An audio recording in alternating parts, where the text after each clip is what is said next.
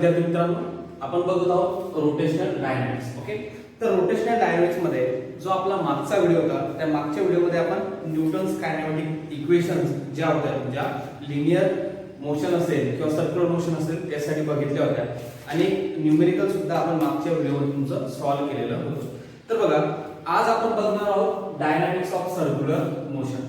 Okay, dynamics of circular motion बघणार आहे. त्यात पहिलं डायनॅमिक्स आपलं सेंट्रिपिटल फोर्स आणि दुसरा आहे सेंट्रिफ्युगल फोर्स. बघा, सेंट्रिपिटल फोर्स पहिलं डायनॅमिक्स का आलं, तर बघा, जेव्हा तुम्ही सर्क्युलर मोशन करता, ओके, सर्क्युलर मोशन करत असतात त्यावेळेस जे ऍक्सेलरेशन असतं तुमचं, ओके, एक पहिला फोर्स कोणता असतो तुमचा, कोणता ऍक्सेलरेशन आपल्याला होत असतं, तर सेंट्रिपिटल ऍक्सेलरेशन. कोणतं? Centripetal acceleration.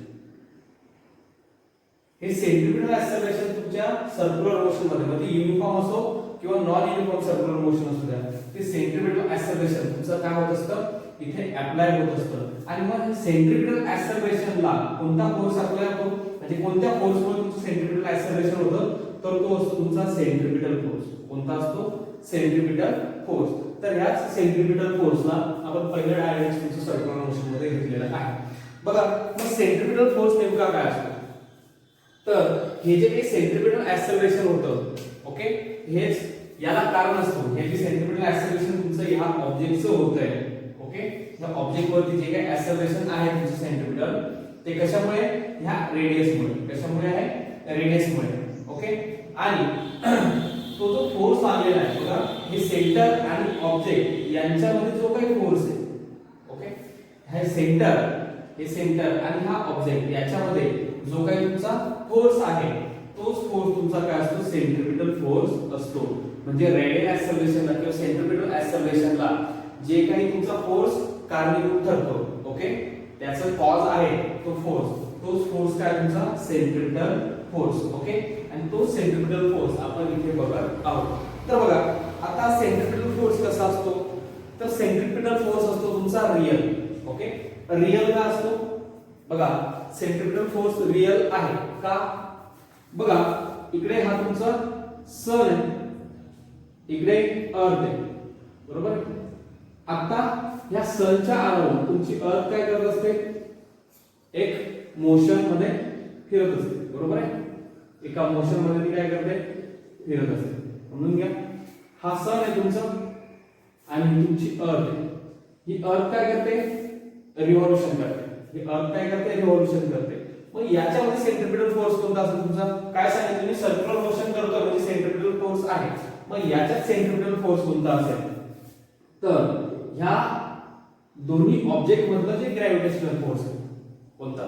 ह्या दोन्ही ऑब्जेक्ट मधलं जे काही तुमचं ग्रॅव्हिटेशनल फोर्स आहे, तो ग्रॅव्हिटेशनल फोर्स इथे सेंट्रिपिटल फोर्सचं तुमचं काम करत आहे. ओके, म्हणजे काय, दोन ऑब्जेक्ट आहेत, त्या ऑब्जेक्ट मध्ये जे काही ग्रॅव्हिटेशनल फोर्स आहे, आता सन आणि अर्थ किंवा अर्थ आणि मून घ्या, ओके, त्याच्यामध्ये जे काही तुमचं ग्रॅव्हिटेशनल फोर्स आहे ते सेंट्रिपिटल फोर्स म्हणून काम करत असतं. ओके, अजून दुसरं उदाहरण, मी काय केलं, एक दगड बांधला, तुम्हाला सांगितलं होतं, एक दगड बांधला आणि दोरी इथे मी माझ्या हातामध्ये पकडली. ओके, ओके, आणि काय करतोय मी? या दगडाला सर्क्युलर मोशन देतो. हे अर्थचं आपण विसरून जाऊया. त्या दगडाला काय करतोय मी? गोल गोल फिरवतो. काय करतोय? त्या दगडाला मी गोल गोल फिरवतोय. तर तुम्हाला टेन्शन जाणवतं, त्या दोरीमध्ये काय जाणवतं तुम्हाला? टेन्शन जाणवतं की ना, की ती दोरी जी असते ती ढिली असते? नाही, टेन्शन जाणवतं की तुम्ही दगड फिरवता त्यावेळेस थोडासा प्रेशर तुमच्या हातावरती लागतो. तर तो जो टेन्शन आहे, ह्या दोरीमध्ये जे काही टेन्शन आलेलं आहे, ओके, या दोरीमध्ये जे काही टेन्शन आलेलं आहे, ह्या ऑब्जेक्ट आणि आपल्या हाताच्या मध्ये ही जी दोरी आहे याच्यामध्ये जे टेन्शन आलेलं आहे ते सुद्धा काय तुमचं सेंट्रिपिटल फोर्स आहे. मग सेंट्रिपिटल फोर्स कसा असतो तुमचा? रियल असतो. सेंट्रिपिटल फोर्स कसा असतो? रियल असतो. ओके, हा तुमचा सेंट्रिपिटल फोर्स आहे. हा ऑब्जेक्ट याची लिनियर वेलोसिटी असते, ही काय तुमची रेडियस, हा v, ही तुमची रेडियस. ओके, आता बघा, हे जे सेंट्रिपिटल फोर्स आहे याचं मॅग्निट्यूड तुम्ही कशा प्रकारे काढता? ओके, नॉर्मल फोर्स म्हटल्यावर आपण काय करतो? Mass into acceleration. काय काय करत असतो आपण नॉर्मल फोर्स जर म्हटला आपण फोर्सचा फॉर्म्युला काय आपला मास इनटू ऍक्सेलरेशन ओके ह्या ऑब्जेक्टचं मास तुमचं काय m ह्या ऑब्जेक्टचं मास काय तुमचं m आहे ओके मग आता हा तुम्हाला फोर्स काढायचा आहे कोणताही फोर्स असू द्या काय पाहिजे तुम्हाला मास इनटू ऍक्सेलरेशन आता आपल्याला काय काढायचं आहे सेंट्रिपिटल फोर्स काढायचा आहे ह्या ऑब्जेक्टचं मास m येणार ओके पण ऍक्सेलरेशन इथे कोणतं आहे रेडियल ऍक्सेलरेशन कोणतं ऍक्सेलरेशन आहे रेडियल ऍक्सेलरेशन तर ते रेडियल ऍक्सेलरेशन आपण कसं दाखवतो r ओमेगा ने कशाने दाखवत असतो आपण ते हे जे रेडियल ऍक्सेलरेशन असतं ते आपण कशाने दाखवत असतो r ओमेगा ने बघा mcp तुमचा काय इकडे लिहितो हा आपण रेडियल ऍक्सेलरेशन कशाने दाखवत असतो r ओमेगा ने आठवतं का ओके r ओमेगा जर तुम्हाला दाखवायचं नसेल तर आपण कशाने दाखवतो मग omega v square upon r ने दाखवतो बरोबर आहे बघा मग तुम्ही एकतर ह्या सेंट्रिपिटल फोर्सला असं लिहू शकता मायनस m हा तुमचा m radial acceleration toward centre आहे काय ते टुवर्ड सेंटर आहे त्याच्यामुळे कुठे येणार तो मायनस m r ओमेगा हा जर तुमचा सेंट्रिपिटल फोर्सचं आपण त्याला म्हणू मॅग्निट्यूड किंवा m v square upon r काय आहे सेंट्रिपिटल फोर्सचं मॅग्निट्यूड काय दाखवू शकता तुम्ही minus m r omega okay जर तुम्हाला अँग्युलर वेलोसिटीच्या फॉर्म मध्ये दाखवायचं असेल तर नाहीतर काय दाखवणार m v square upon r okay लक्षात आलं कसं सेंट्रिपिटल फोर्स तुमचा रियल फोर्स आहे ओके जे ऍक्सेलरेशन तुमचं सेंट्रिपिटल ऍक्सेलरेशन तुम्हाला मिळतंय त्याच्यामुळे तुमचा सेंट्रिपिटल फोर्स आपण इथे कन्सिडर करतोय डायनामिक्स मध्ये आपण फोर्स कन्सिडर करत असतो ओके मग लक्षात घ्या आता हा सेंट्रिपिटल फोर्स आपण कन्सिडर करतोय याची मासची व्हेलॉसिटी ह्या ऑब्जेक्टची व्हेलॉसिटी काय त्याची लिनियर v आहे लिनियर व्हेलॉसिटी v आहे अँग्युलर व्हेलॉसिटी काय त्याची ओमेगा ओके ही रेडियस काय सेंटर आणि ऑब्जेक्ट मधलं डिस्टन्स रेडियस काय ती r आहे बरोबर आहे काय सांगितलं मी फोर्स आपण काय करत असतो मास इनटू ऍक्सेलरेशन मग हे आपण जे रेडियल ऍक्सेलरेशन आहे त्याला दोन फॉर्म मध्ये लिहिलंय रेडियल ऍक्सेलरेशन आपण दोन फॉर्म मध्ये लिहिलंय लिनियर व्हेलॉसिटी आणि अँग्युलर व्हेलॉसिटी मग ह्या फक्त ऍक्सेलरेशन आपण काय केलं इथून चेंज केलं तो आला तुमचा r ओमेगा अँग्युलर फॉर्म मध्ये नसेल तर मग हा तुमचा v square upon r okay लक्षात आलं अतिशय सोपं आहे फक्त लक्षात ठेवायचं सेंट्रिपिटल फोर्स रियल फोर्स आहे बघा तुमच्या पुस्तकात काय दिलंय हे झालं तुम्हाला कन्सेप्ट कळाले सेंट्रिपिटल फोर्सची तुमच्या बुक मध्ये काय दिलंय ते आपण बघूया काय म्हणतो बघा centripetal force as seen the above the acceleration responsible for circular motion is the centripetal force is the centripetal or radial acceleration मी तुम्हाला सांगितलं की काय म्हटलं बघा the acceleration responsible for the circular motion साठी जे काही acceleration responsible आहे ते कोणते तुमचं रेडियल acceleration किंवा सेंट्रिपिटल acceleration आहे ओके ते काय असतं तुमचं AR जे रेडियल acceleration असतं ते आपण काय दाखवू शकतो AR is equals to minus omega square r omega square r आपण त्याला असं दाखवत असतो ओके हे रेडियल ऍक्सेलरेशन असतं तुमच्या बुक मध्ये दिले बघा the force providing this acceleration is the centripetal और रेडियल फोर्स ओके मग हे ऍक्सेलरेशन जे रेडियल ऍक्सेलरेशन प्रोव्हाइड करणारा जो फोर्स आहे तो काय तुमचा सेंट्रिपिटल फोर्स किंवा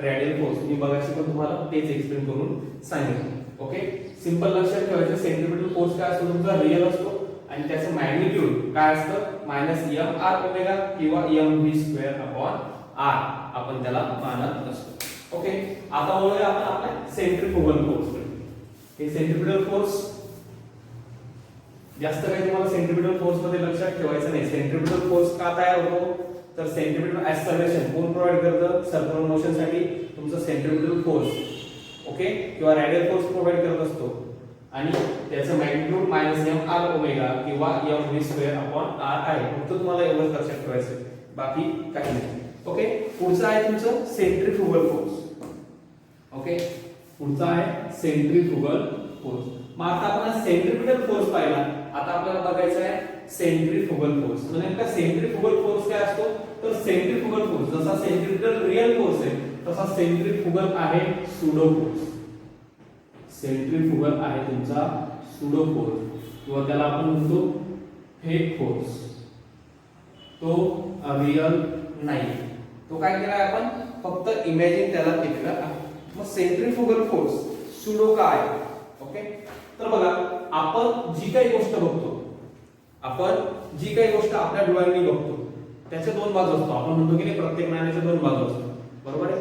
मग जो फोर्स आपण इथे बघतोय, आता बघा हा इथे तुमचा मेरी गो राऊंड आहे. रॉड पाण्यात बसतात की तुम्ही, हा तुमचा काय आहे? मेरी गो राऊंड आहे. ओके, इथे एक जण बसलेला आहे. ओके, इथे एक जण खाली उभा आहे. ओके, आणि ह्या मेरी गो राऊंडला तो काय करतोय? ऑब्झर्व करतोय. हा एक ऑब्झर्वर झाला. ओके, आणि याच मेरी गो राऊंड मध्ये हा दुसरा एक व्यक्ती बसला. ओके, हा एक ऑब्झर्वर झाला. याला म्हणून आपण ऑब्झर्वर 1 आणि हा झाला तुमचा ऑब्झर्वर. आता बघा तुम्ही रहाट पाण्याच्या बाहेर मेरी गो राऊंडच्या बाहेर तुम्ही बघताय, तर हा मेरी गो राऊंड तुम्हाला काय दिसणार आहे? फिरताना दिसणार, बरोबर आहे. हा मेरी गो राऊंड काय करतोय?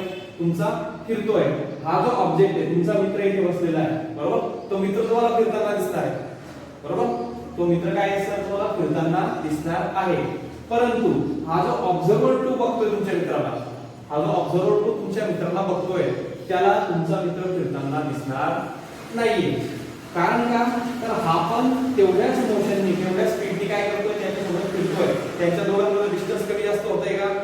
नाही, त्यांच्या दोघांमध्ये डिस्टन्स कमी जास्त होत नाही. मोशन कशावरती डिपेंड असते तुमची? रिलेटिव्ह मोशन, बरोबर. रिलेटिव्ह ज्या असतात तुमच्या त्याच्यावरती डिपेंड असते. बघा ह्या दोघांमध्ये यांना ह्या ऑब्झर्वरला तुमचा मित्र फिरताना दिसणार नाही, किंवा हा जो ऑब्जेक्ट मेरी गो राऊंड मध्ये तो फिरताना दिसणार नाही, कारण याचा जो फ्रेम ऑफ रेफरन्स आहे तो वेगळा आहे आणि ह्या ऑब्झर्वरचा फ्रेम ऑफ रेफरन्स वेगळा आहे. मग फ्रेम ऑफ रेफरन्स म्हणजे काय ते आपण अगोदर बघू. बघा फ्रेम ऑफ रेफरन्स म्हणजे frame where observer is studying the object. Frame of reference म्हणजे काय? ज्या फ्रेम मधून तुमचा ऑब्झर्वर त्या ऑब्जेक्टला स्टडी करत असतो, बघत असतो, त्याला म्हणत असतो फ्रेम ऑफ रेफरन्स. मग त्या फ्रेम ऑफ रेफरन्सचे दोन पार्ट पडतात. बघा हे मी तुम्हाला परत एक्सप्लेन करतो. आता आपण अगोदर बघूया फ्रेम ऑफ रेफरन्स म्हणजे तुमच्या लक्षात आहे. बघा frame of reference, frame of reference कशाला म्हणतात? फ्रेम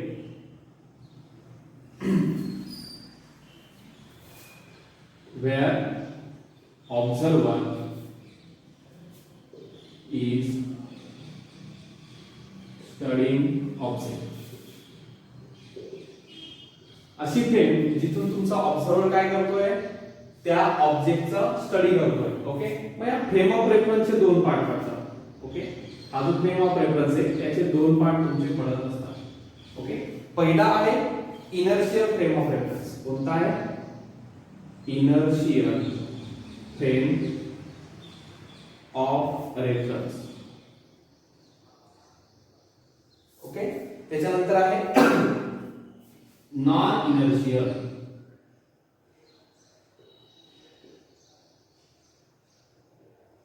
तुमच्या बुक मध्ये नाहीये. ओके, थोडक्यात दिलंय, पण आपल्याला हे समजून घेणं गरजेचं आहे. Non inertial frame of reference. बघा काय सांगितलं? तुमचा सेंट्रीफ्युगल फोर्स काय? सुडो फोर्स आहे. ओके, तो कशाच्या बेसिसवरती आपण त्याला सुडो म्हणतो ते समजून घ्यायसाठी आपल्याला फ्रेम ऑफ रेफरन्स समजून घेणं महत्त्वाचं आहे. तर फ्रेम ऑफ रेफरन्स म्हणजे काय? Frame where observer is studying object. ज्या ठिकाणून तुमचा ऑब्झर्वर जो असतो, ओके, जो निरीक्षक असतो, तो तुमच्या ऑब्जेक्टचं काय करतोय? ऑब्झर्वेशन करतोय, त्याचा स्टडी करतोय, त्याला आपण म्हणत असतो फ्रेम ऑफ रेफरन्स. ओके, त्याचे दोन पार्ट पडतात, मग इनर्शियल फ्रेम ऑफ रेफरन्स आणि non inertial frame of reference. Okay, तर बघा हा जो इनर्शियल फ्रेम ऑफ रेफरन्स आहे तुमचा, ओके, काय म्हटलंय मी? हा जो तुमचा इनर्शियल फ्रेम ऑफ रेफरन्स आहे म्हणजे हा तुमचा मेरी गो राऊंड मगाशी सांगितल्याप्रमाणे, हा तुमचा ऑब्झर्वर कुठे आहे? बाहेर. हा तुमचा ऑब्जेक्ट इथून मूव्ह होतो. अशा प्रकारे हा तुमचा ऑब्जेक्ट मूव्ह होतोय, हा तुमचा ऑब्झर्वर आहे. हा तुमचा काय आहे? ऑब्झर्वर इथे आहे. मग इथून जर तुम्ही बघताय तर हा ऑब्जेक्ट तुम्हाला काय होतोय? मूव्ह होताना दिसतोय. हा ऑब्जेक्ट काय होतो तुम्हाला इथे मूव्ह होताना दिसत आहे. ओके, केव्हा दिसेल तो? हा तुम्हाला मूव्ह होताना केव्हा दिसेल? याचं जे ऍक्सेलरेशन आहे, हा ऑब्जेक्टचं जे ऍक्सेलरेशन आहे, म्हणजे जो ऑब्झर्वर आहे त्याचं ऍक्सेलरेशन काय असेल? 0 असेल. तर तुम्हाला हा व्यवस्थित मूव्ह होताना दिसणार आहे. बघा, तुम्ही एका ठिकाणी शांत थांबले आणि मेरीगो राऊंड फिरतोय, तुम्हाला तो व्यवस्थित फिरताना दिसणार आहे. म्हणजे रिअली त्याची जी व्हेलॉसिटी आहे, त्याची ऍक्च्युअल जी काही लिनियर व्हेलॉसिटी असेल ती तुम्हाला व्यवस्थित दिसेल.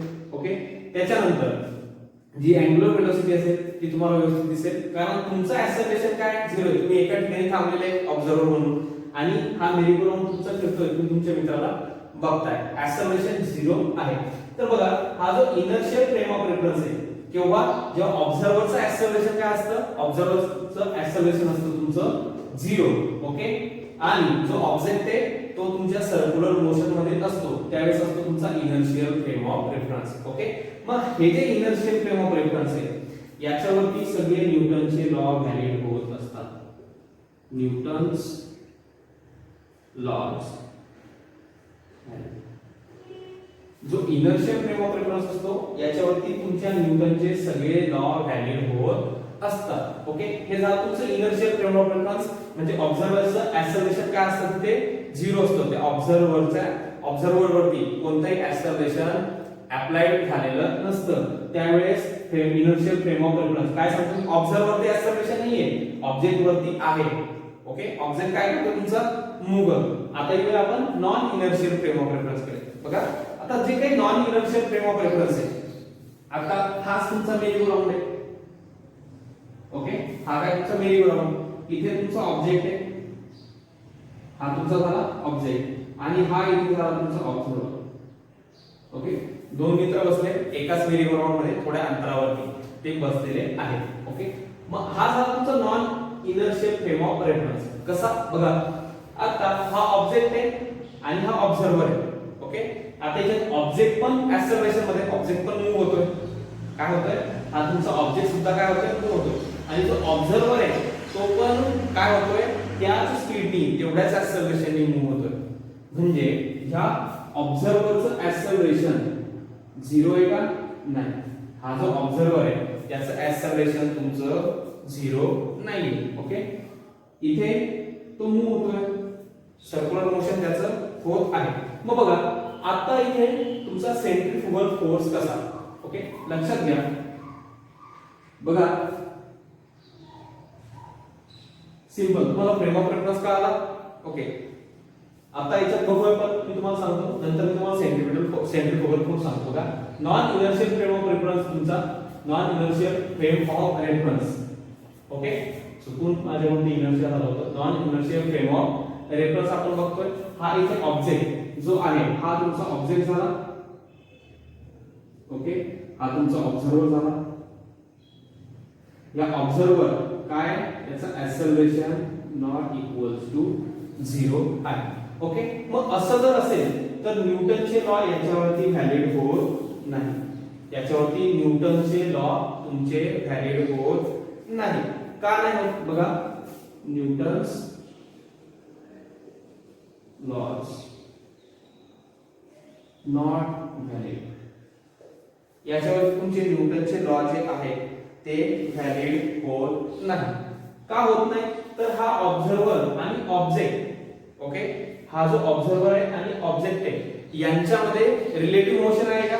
नाही. त्यांच्या दोघांमध्ये रिलेटिव्ह मोशन आहे का? रिलेटिव्ह मोशन म्हणजे काय? दोन वेगवेगळे ऑब्जेक्ट एकमेकांपासून एकतर दूर जातात किंवा जवळ येतात, ते असतं तुमचं रिलेटिव्ह. ओके, यांच्यामध्ये आहे का तसं? यांच्या दोघांमध्ये डिस्टन्स कमी जास्त होतंय का? नाही. ते जे दोघं आहेत ते सेम स्पीडनी, त्या दोघांवरती सेम ऍक्सेलरेशन अप्लाय झालेलं आहे. बघा, जेवढं ऍक्सेलरेशन, जेवढं रॅडियल ऍक्सेलरेशन या ऑब्झर्वर वरती आहे तेवढंच ह्या ऑब्जेक्ट वरती सुद्धा तुमचं रॅडियल ऍक्सेलरेशन आहे किंवा सेंटीमीटर तुमचं ऍक्सेलरेशन आहे. ओके, लक्षात घ्या.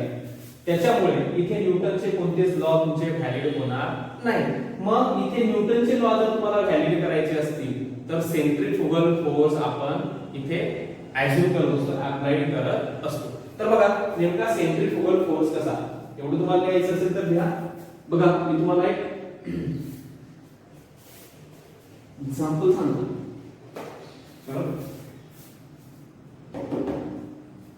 बघा, हे तुमचं सर्क्युलर मोशन होत आहे, हा तुमचा सेंटर, हा इथे तुमचा ऑब्जेक्ट काय आहे, हा इथे तुमचा ऑब्जेक्ट आहे. मग आता ह्या ऑब्जेक्ट वरती काय होतं, हे रेडियल ऍक्सेलरेशन किंवा मग आता त्याला म्हणू आपण सेंट्रिपिटल फोर्स तुमचा इथे अप्लाय होतोय. ओके, हा तुमचा ऑब्जेक्ट आहे, याच्यावरती कोणकोणते फोर्स अप्लाय होतात ते बघू. ओके, एक तुमचा सेंट्रिपिटल फोर्स इथे अप्लाय होतोय, त्याच्यानंतर इथे या ऑब्जेक्टचं वेट, ओके, म्हणजे mg, या ऑब्जेक्टचं वेट डाऊनवर्ड डायरेक्शनला अप्लाय होतंय. ओके, मग हे वेट बॅलन्स करण्यासाठी, ओके, हे जे वेट आहे तुमच्या ऑब्जेक्टचं जे काही वेट आहे ते वेट बॅलन्स करण्यासाठी एक नॉर्मल फोर्स, ओके, तो अप्लाय होतो. तो नॉर्मल फोर्स काय असतो तुमच्या, every action has an equal and opposite reaction. शिकलाय का तुम्ही? मग याच्यावरती ऑब्जेक्ट वरती कोणती ऍक्शन आहे, ह्या वेटची ऍक्शन आहे. ओके, त्याच्याच इक्वल आणि अपोजिट रिएक्शन कोणती असणार आहे, नॉर्मल फोर्सची. ओके, नॉर्मल रिएक्शन त्याच्यावरती येणार आहे. तर नॉर्मल रिएक्शन ती पण काय असणार आहे, इक्वल, म्हणजे mg मध्ये तुमची नॉर्मल रिएक्शन असणार आहे. मग बघा आता इथे सेंट्रिफ्युगल फोर्स आला कसा, काय सांगितलं, प्रत्येक ऍक्शनला काय असते, रिएक्शन असते. जशी या mg ला बॅलन्स करण्यासाठी इथे काय आला, तुमचा नॉर्मल रिएक्शन आली, ती अप्लाय झाली. त्याच प्रकारे हा जो तुमचा ऑब्जेक्ट आहे, ओके, हा जो तुमचा ऑब्जेक्ट आहे, सेंट्रिपिटल फोर्स त्याच्यावरती अप्लाय झालेला आहे. म्हणजे सेंट्रिपिटल फोर्स काय करतं, तुमच्या रेडियस कडे त्या ऑब्जेक्टला खेचत असतो. ओके, मग हे सेंट्रिपिटल फोर्स जर तुमच्या ऑब्जेक्टला खेचत आहे, इकडे काय करतंय, ते खेचतंय, मग त्याला बॅलन्स केला पाहिजे की नाही. त्याला जर बॅलन्स आपण केलं नाही तर तो ऑब्जेक्ट सर्क्युलर मोशन मध्ये फिरणार आहे का, तो काय होईल, इकडे येऊन जाईल.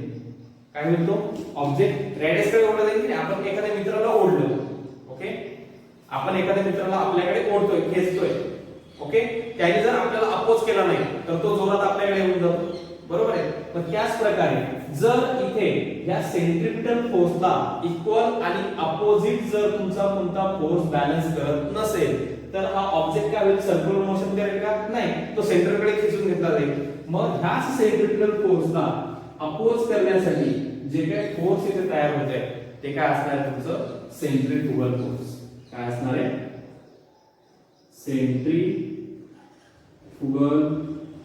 फोर्स. ओके, आता बघा सुडो कसं, आता हे सेंट्रिफ्युगल फोर्स तुमच्या सेंट्रिफ्युगल फोर्सला बॅलन्स करण्यासाठी इथे आपण कन्सिडर केलेलं आहे. कन्सिडर केलंय ते ऍक्च्युअल मध्ये दिसतं का, तुमचा दोरा, तुम्ही दोऱ्याला दगड बांधून फिरवताय, बरोबर, टेन्शन तुमच्या हातावरती आहे.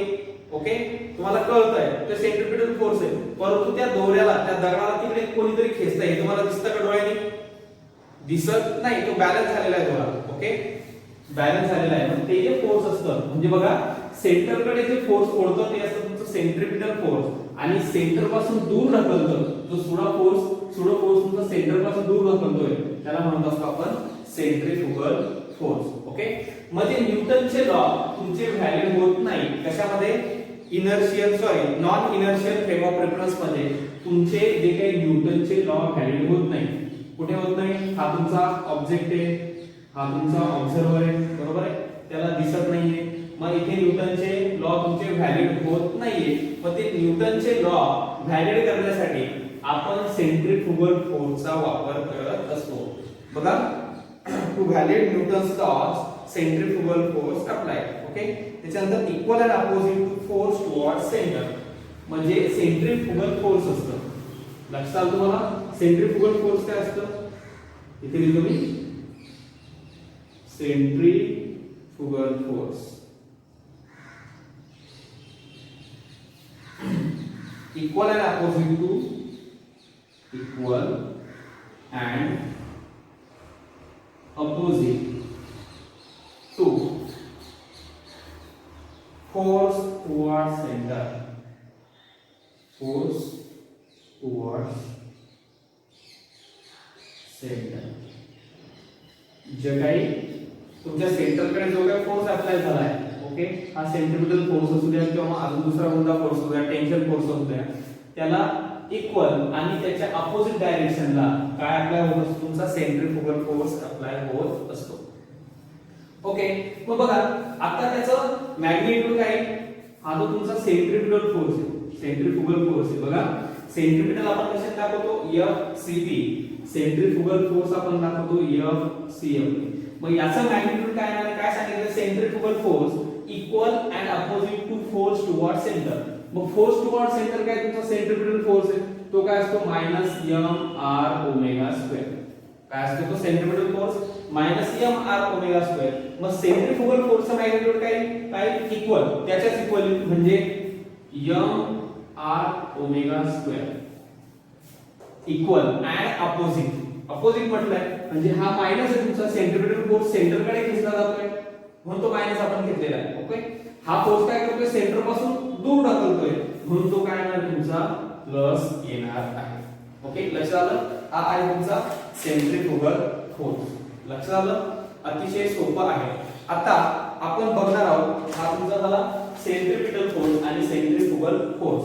तुम्हाला कळालंच असेल, अतिशय सिंपल सांगितलंय. सेंट्रीफ्युगल फोर्स काय असतो, सुडो असतो आणि सेंट्रीपिटल फोर्सला बॅलन्स करण्यासाठी आपण तो वापरत असतो. ओके, फक्त तुम्हाला एवढं लक्षात ठेवा. कोणत्या कंडिशन मध्ये वापरत असतो, जेव्हा ऑब्झर्वर काय तुमचा, ऑब्झर्वर आणि ऑब्जेक्ट सेम मोशन मध्ये आहे त्यावेळेस आपण हा सेंट्रीफ्युगल फोर्स तिथे वापरत असतो. चला, आता आपण पुढचं बघणार आहे application of uniform circular motion. Dynamics मध्ये तुम्हाला सेंट्रीपिटल फोर्स आणि सेंट्रीफ्युगल फोर्स लक्षात आलं. ओके, मी फक्त हा तुमच्या कन्सेप्ट क्लिअर करतोय.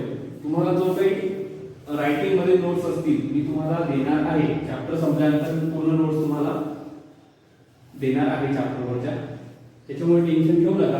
कन्सेप्ट क्लिअर होणं महत्त्वाचं आहे. जर तुमची कन्सेप्ट क्लिअर झाली तर तुम्ही तुमच्या भाषेमध्ये व्यवस्थितपणे लिहू शकता, तुमच्याकडे नोट्स नसतील तरी सुद्धा. बघा, आता पुढचा पॉइंट आहे आपला applications of uniform circular motion.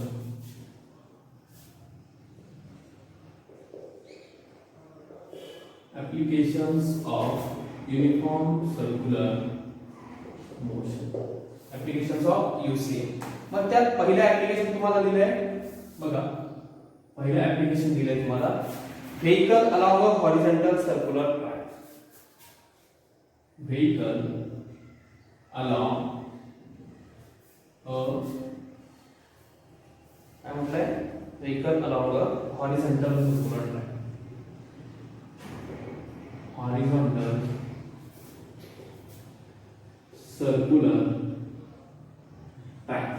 Okay, मग कसं बघा, तुम्ही गाडी चालवत असता बरोबर आहे, काय म्हटलंय, vehicle along horizontal circular track. आपण अगोदर काय बघितलं, युनिफॉर्म सर्क्युलर मोशन बघितलं. आता आपल्याला बघायचं आहे तुमच्या त्याचे ऍप्लिकेशन. पहिला ऍप्लिकेशन दिले vehicle along a horizontal circular track. Okay, आता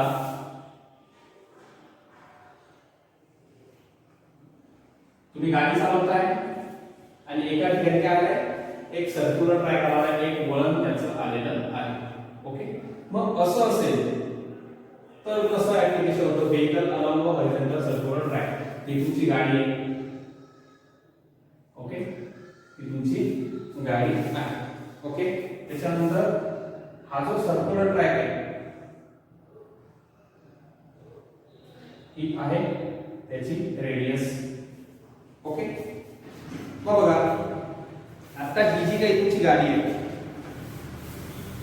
ही सर्क्युलर मोशन तुमची करते. ओके, ते समजून घेण्यासाठी आपण अगोदर एक काम करूया. आता ही तुमची कार समजा इथे चालते. ओके, ही कार काय आहे तुमची, एका रोडवर चालते. पण ह्या कारवरती कोणकोणते फोर्स अप्लाय होतात. ओके, ह्या कारवरती तुमचे कोणकोणते फोर्स अप्लाय होत असतात. ओके, बघा, सर्वात अगोदर ही जी कार तुमची चालते. ओके, ही जी कार तुमची चालते, इकडे जायची तुमची कार. ओके, ह्या बाजूला तिचं मोशन, तिला तिकडे जायचंय. ओके, हा, तर बघा आता इकडे तिला जायचंय. मग इकडे तिला जायचं असेल तर इकडची साइड काय करते, अपोज करते. की मी तुम्हाला सांगितलं, काय सांगितलं होतं, हे डस्टर आहे. ओके, स्टॅटिक पोझिशनला आहे, मला इकडे ढकलायचंय. पण तिकडे ढकलण्यासाठी मी जो फोर्स लावतोय त्या फोर्सला कोण अपोज करतोय, याचा एक इंटरनल फोर्स आहे. ओके, ओके, तो फोर्स काय करतो याला अपोज करतोय. मग त्याच प्रकारे ह्या ऑब्जेक्टला किंवा ह्या कारला ह्या साईडला मोशन करायचं असेल तर इकडे काय करतंय कोणीतरी त्याला अपोज करतंय. ओके, आणि अजून दुसरा फोर्स आपल्याला होता याच्यावरती कोणता, ह्या कारचं जे वेट असतं, बरोबर आहे की ह्या कारचं वेट, प्रत्येक गोष्टीचं वजन त्या वस्तूवरती काय करत असतं, फोर्स अप्लाय करत असतं. मग ह्या कारचं वेट आहे ते mg, त्याच्यावरती काय फोर्स अप्लाय करतोय.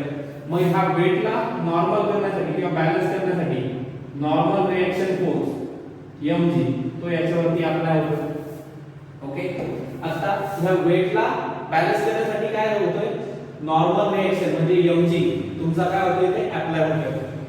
त्याच्यानंतर ही जी मोशन आहे, मग ह्या मोशनला अपोज करण्यासाठी कोणता फोर्स असणार आहे, कोणता फोर्स असणार आहे, सेंट्रीफ्युगल फोर्स. बरोबर, तो दिसतोय का तुम्हाला, नाही, परंतु इथे सेंट्रीफ्युगल फोर्स ह्या कारच्या याच्यात तुम्हाला दिसेल कसा, तर बघा ही कार इथे मोशन करते, परंतु जो काही फ्रिक्शन ह्या रोड आणि कारच्या मध्ये होतंय, ओके, जे काही फ्रिक्शन तुमचं बघा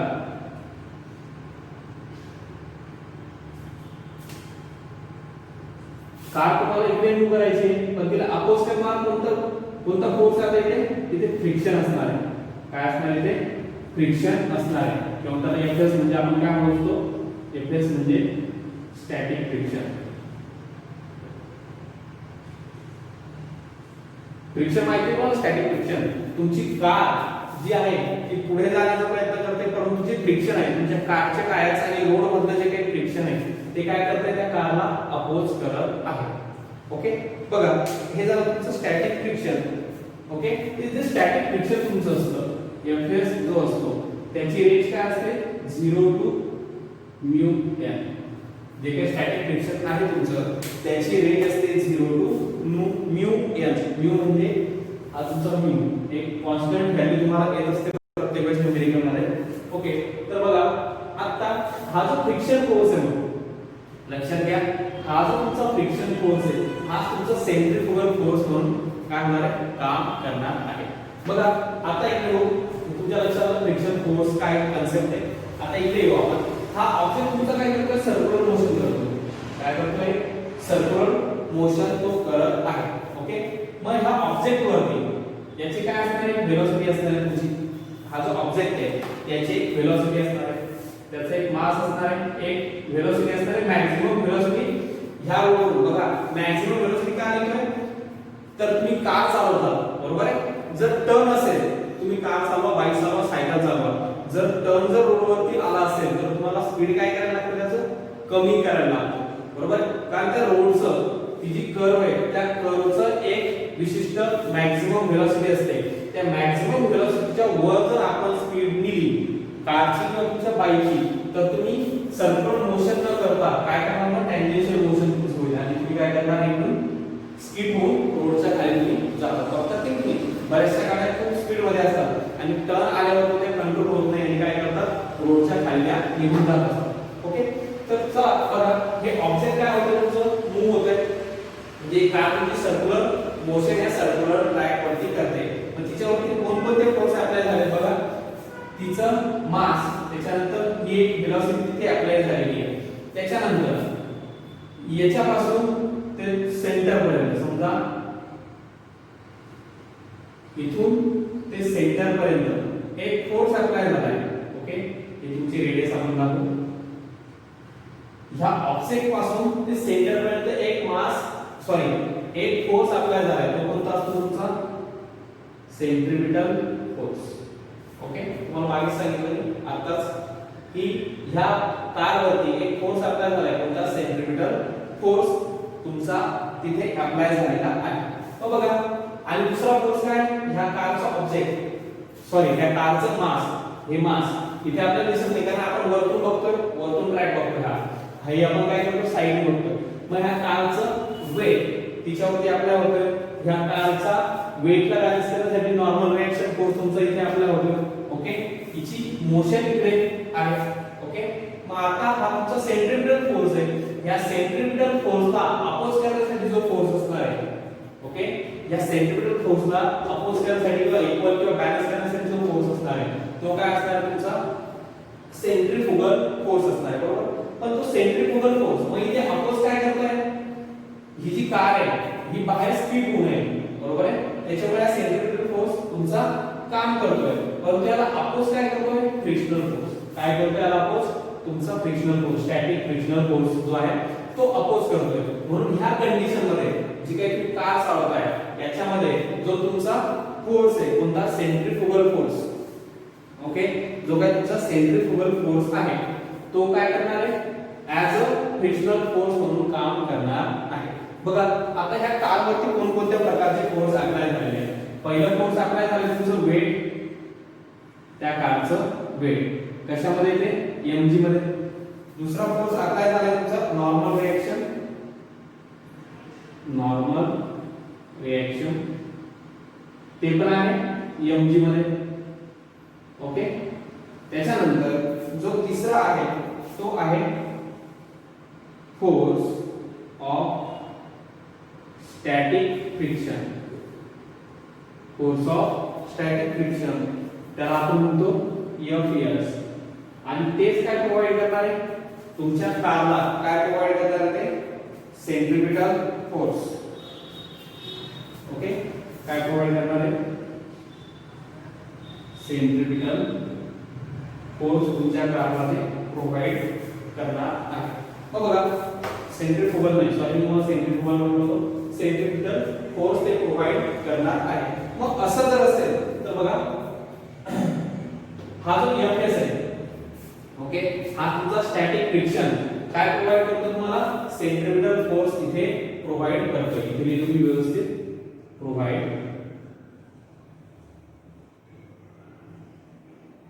सेंट्रीपिटल फोर्स. जो तुमचा स्टॅटिक फ्रिक्शन आहे तो काय प्रोव्हाइड करतो तुम्हाला, सेंट्रीपिटल फोर्स प्रोव्हाइड करत आहे. ओके, बघा जो स्टॅटिक फ्रिक्शन असतो आपण तो कशाने दाखवतो, Fs ने दाखवत असतो. ओके, त्याच्यानंतर बघा जो काही सेंट्रीपिटल फोर्स, मग काय म्हणतो मी, static friction is equal to काय, तो सेंट्रीपिटल फोर्स येतोय. मग सेंट्रीपिटल फोर्स चं मॅग्निट्यूड काय आहे तुमचं, mv² अपॉन r. काय आहे, mv² अपॉन r तुमच्या ह्या सेंट्रीपिटल फोर्सचं मॅग्निट्यूड असतं. आता इथे v काय आहे तुमच्या याची व्हेलॉसिटी काय, मॅक्स. आपण इथे लिहू v max. हे काय करतोय आपण, तर आपल्याला काय करायचे, vehicle along of horizontal circular track हे आपण ऍप्लिकेशन बघतोय. त्याच्यातून आपल्याला काय मिळणार आहे, ह्या Fs ची व्हॅल्यू मिळणार आहे आणि जी व्हेलॉसिटी, मॅक्सिमम व्हेलॉसिटी म्हणजे जी कर्व आहे, ह्या कर्ववर तुम्हाला कार चालवायची आहे तर त्या प्रत्येक कर्वची एक मॅक्सिमम व्हेलॉसिटी असते. त्याच्या व्यतिरिक्त त्याच्यापेक्षा त्या मॅक्सिमम व्हेलॉसिटीच्या वरती जर आपण गाडी चालवली तर तुमची ही कार इथून काय होऊ शकते, स्किड होऊ शकते, बाहेर जाऊ शकते. ओके, त्याच्यामुळे आता बघा इथे आपण तुमचा जो आहे Vmax काढण्याचा प्रयत्न करू. काय सांगितलं मी, जो फ्रिक्शनल फोर्स असतो तो काय असतो, 0 to μn असतो. मग आता इथे जर आपण Vmax काढतोय तर आपल्याला फ्रिक्शनल फोर्स पण काय घ्यायला आहे, मॅक्सिमम घ्यायला लागणार आहे. मग मॅक्सिमम काय तो तुमचा μn, काय आहे μn. मॅक्सिमम जो तुमचा फोर्स आहे तो आहे μn. ओके, इकडे तुमचा v² max किंवा Vmax² अपॉन r. ओके, आता हा n काय तुमचा, n काय रिएक्शन फोर्स, ती काय mg मध्ये. बघा म्हणजे आपण याला लिहू शकतो, इथे लिहितो याला लिहू शकतो आपण म्यू ला म्यू, n ला लिहिलं mg. Okay, is equals to इकडे mv² max अपॉन r. ह्या mg मधला मास आणि इकडचा मास काय केला मी, कट केला. इकडचा mg मधला मास आणि इकडचा mv² max मधला मास मी कट केला. मग राहिला काय, μg is equals to v² max upon r. आपल्याला काय शोधायचं आहे की ह्या कर्व वरती गाडी जी चालते मग तिची मॅक्सिमम व्हेलॉसिटी आपल्याला काढायची. ओके, मग इकडे आपण फक्त ठेवूया v² max. ओके, आणि जो अपॉनचा r आहे इकडे येताना काय होईल, तो मल्टिप्लाय होईल म्हणजे काय होईल, μrg. म्हणजे v² max ची व्हॅल्यू काय आली आपली, μrg. ओके, पुढे आता बघा आपल्याला पाहिजे Vmax. मग Vmax स्क्वेअर रूट आपण बोथ साइडचं करून घेतलं तर हा काय होईल, अंडररूट ऑफ μrg. ओके, अशा प्रकारे ह्या ऍप्लिकेशन मधून ओके, कशाच्या ऍप्लिकेशन मधून, application of uniform circular motion मधून आपल्याला काय मिळालं, Vmax आपण काढू शकतो. किंवा Vmax जर माहिती असेल तर तुम्ही जो फ्रिक्शन फोर्स आहे तुमचा तो काढू शकता. मग Vmax चा फॉर्म्युला काय आला आपल्याला, √of mu rg. ओके, हा आला. आता बघा, जर तुम्हाला ही कर्व आहे, ही काय तुमची एक कर्व आहे, ह्या कर्वची तुम्हाला मॅक्झिमम व्हेलॉसिटी जी आहे ती इन्क्रीज करायची. तुम्हाला वाटलं की नाही ह्या कर्वची समजा 70 km/h, काय Vmax समजा याची काय 70 km/h आहे, याच्यामध्ये जर तुम्ही कार नेली तर तुमची स्पीड होऊ शकते. पण तुम्हाला वाटलं नाही सर मला ह्या ट्रॅकवरून 100 km/h नीच काय करायची, माझी गाडी पळवायची आहे, तर ती काय होईल, तुम्ही जर पळवली तर स्पीड होईल. मग ती स्पीड होऊ नये म्हणून काय करतो आपण, बघा आता हा Vmax जर तुम्हाला इन्क्रीज करायचा असेल, ही जी मॅक्झिमम व्हेलॉसिटी आहे ह्या कर्वची, ती जर तुम्हाला इन्क्रीज करायची असेल तर काय करायला लागेल, एक तर म्यू तुम्हाला वाढवायला लागेल. ओके, म्यू काय करायला लागेल तुम्हाला, तो म्यू असतो तुमचा फ्रिक्शनल कॉन्स्टंट, तो वाढवायला लागेल. ओके, तो कॉन्स्टंट असतो त्याच्यामुळे तो वाढवता येणार नाही, तो 0.4 आपण नेहमी घेत असतो. नंतर r जो आहे, r बघा, r काय तुमची रेडियस. मग बघा, जर तुम्हाला याची स्पीड वाढवायची असेल तर काय करायला लागेल, ही जी कर्व आहे ह्या कर्वची रेडियस तुम्हाला वाढवायला लागेल. ओके, म्हणजे ही जी कर्व आहे अजून थोडीशी काय होईल, स्ट्रेटन होईल. ओके, या कर्वला तुम्हाला स्ट्रेटन करायला लागेल, पण ते पण पॉसिबल आहे का, नाही. त्याच्यानंतर g म्हणजे काय तुमचा ग्रॅव्हिटेशनल कॉन्स्टंट, मग त्या g ची व्हॅल्यू वाढवायला लागेल, ते पण तुम्हाला पॉसिबल आहे का, तर ते सुद्धा तुम्हाला पॉसिबल नाही. बघा हे तुमच्या लक्षात आलं. मग ही जर मॅक्झिमम व्हेलॉसिटी तुम्हाला वाढवायची असेल तर ह्या तिघापैकी एक काहीतरी तुम्हाला करायला लागेल. तर ते पण जर तुम्हाला जमत नसेल तर त्याला एक दुसरा ऑप्शन आहे. बघा त्याला एक दुसरा ऑप्शन आहे, बँकिंग ऑफ. जर तुम्हाला बघा इथे लिहितो मी, to increase Vmax in horizontal circular track, to increase Vmax in horizontal circular track. जो का तुमचा horizontal circular track आहे त्याची जर Vmax म्हणजे मॅक्झिमम व्हेलॉसिटी तुम्हाला इन्क्रीज करायची असेल तर काय यूज करतो आपण, we use banking of road. Banking of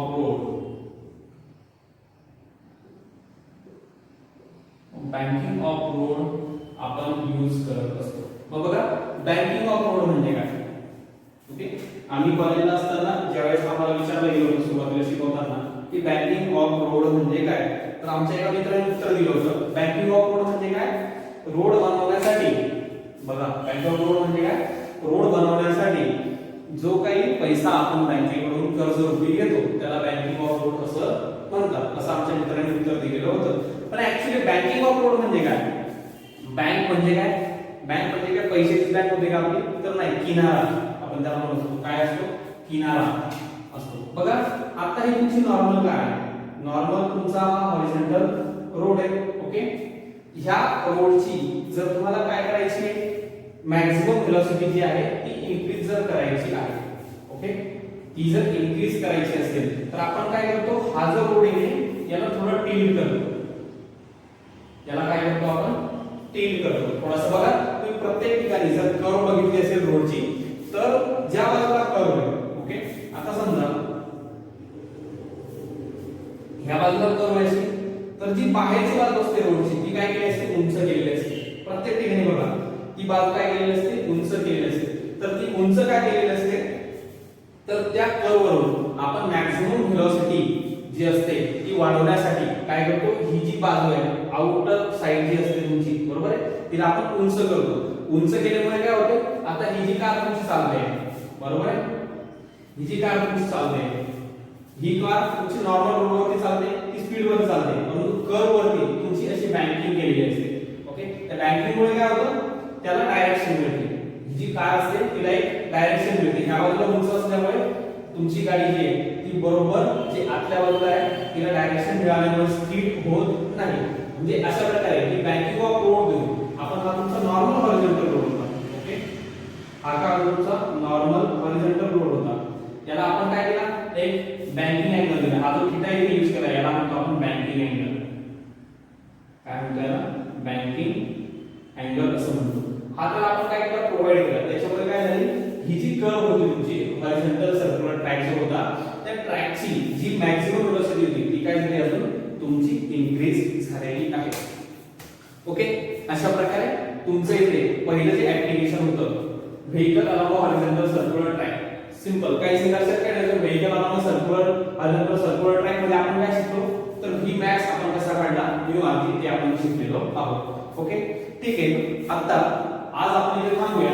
पुढचा जे व्हिडिओ असेल आपला त्याच्यामध्ये आपण पुढचं जे आहे काय आहे तुमचं वेल और वॉल ऑफ डेथ म्हणजे मोजका गोवा जो येतो की आपल्या यात्रेमध्ये त्याचं ऍप्लिकेशन आपण शिकणार आहोत. त्याच्यावरून आपण व्ही मिनिमम ओके जसे आपण मॅक्सिमम वेलोसिटी बघितली तसे आपण त्याच्यामध्ये मिनिमम वेलोसिटी त्याच्यात मिनिमम वेलोसिटी का बघायची तर जो मोजका गोवा असतो त्याच्यामध्ये तो जो गाडी चालवतो तो व्यक्ती तो खूप स्पीडनी गाडी चालवत असतो. एका विशिष्ट स्पीडनीच तो गाडी चालवत असतो बरोबर आहे. मॅक्सिमम जेवढी जास्त गाडी तो चालवणार आहे त्याच्यावर तेवढा जास्त वेळ तो आतमध्ये राहणार आहे बरोबर. जेवढ्या स्पीडने तो गाडी चालवेल तेवढा जास्त वेळ तो आतमध्ये राहील. त्याने त्याची स्पीड एका विशिष्ट स्पीड नंतर जर कमी केली तर काय होतो खाली ड्रॉप होतो. मग तेच आपल्याला बघायचंय मिनिमम वेलोसिटी त्याच्यावर कशी काढायची ते. तर बघा आजच्या व्हिडिओमध्ये आपण काय बघितलं डायनामिक्स मध्ये सेंट्रिपिटल फोर्स आणि ऍप्लिकेशन मध्ये बघितलं vehicle along horizontal circular track. Okay ह्या व्हिडिओमध्ये किंवा याच्या अगोदरच्या मॅथमॅटिक्स किंवा तुमच्या फिजिक्सच्या व्हिडिओमध्ये काही जरी अडचणी असतील अगदी नॉर्मल जरी तुम्हाला अडचणी असतील काही कळालेलं नसेल तर मला सांगा. मी तसा परत व्हिडिओ बनवणार आहे आणि संडेला आपण लाईव्ह येऊ ओके आपल्या वेळेवरती त्यावेळेस आपण मग ते बघणारच आहोत. ठीक आहे धन्यवाद.